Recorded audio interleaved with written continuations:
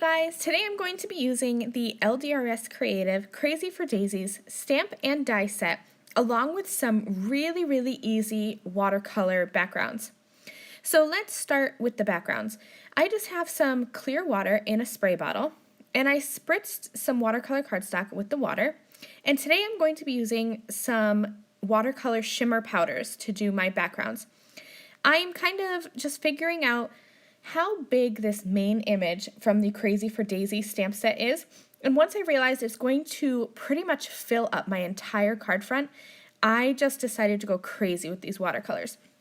So the way these powders work, you're going to see me use them a couple ways. So this first way here, I sprayed the paper with water, and then I added some yellow, sprayed some more water, added some red, sprayed some more water, added some blue, sprayed some more. So you can see all these colors are moving and blending together, and I'm going to end up with a lot of purple right down the middle.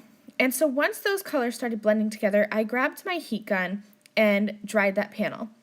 And I didn't like how it was looking, so I set it aside and I grabbed a second watercolor panel. And this time I'm going to do it a little bit differently.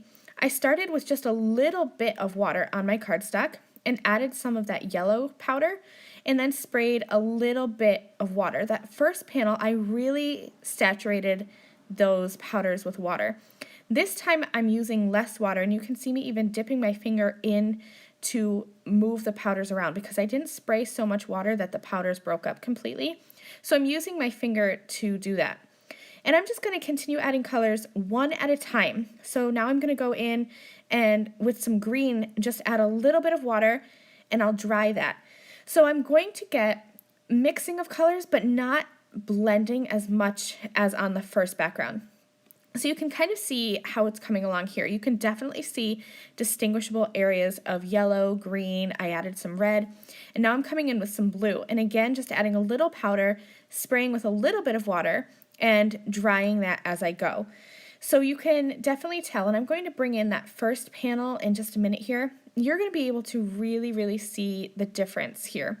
The first one, all those colors blended together, and the second one, those colors are a little bit splotchier. So I really liked the look of the second panel more than the first one. So this is actually that second panel.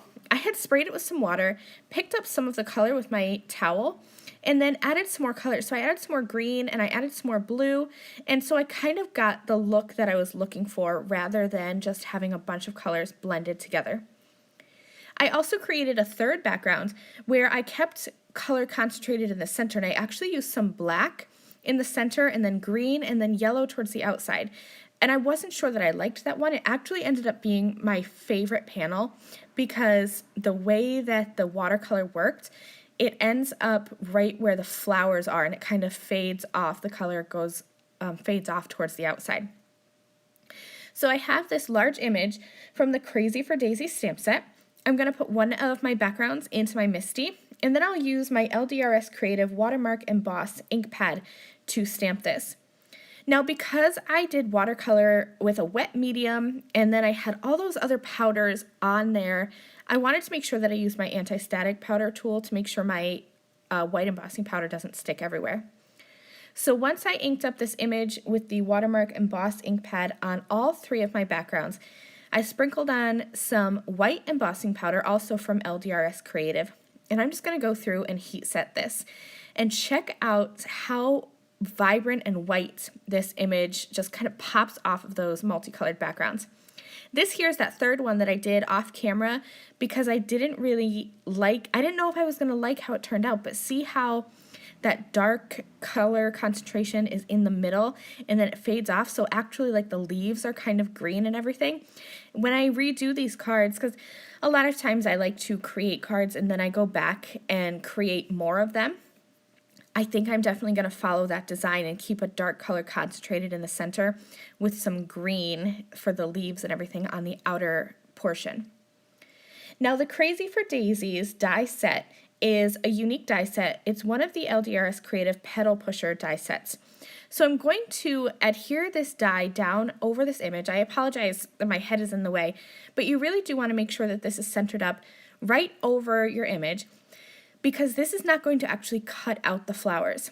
it creates little cuts around certain portions like the petals and some of the leaves so that they can pop up from the paper and create a 3D effect on your cards. It's super fun and it's very subtle in the finished cards, but it really makes you look twice at the card, and it's just so fun, especially with the shimmer powders in the background.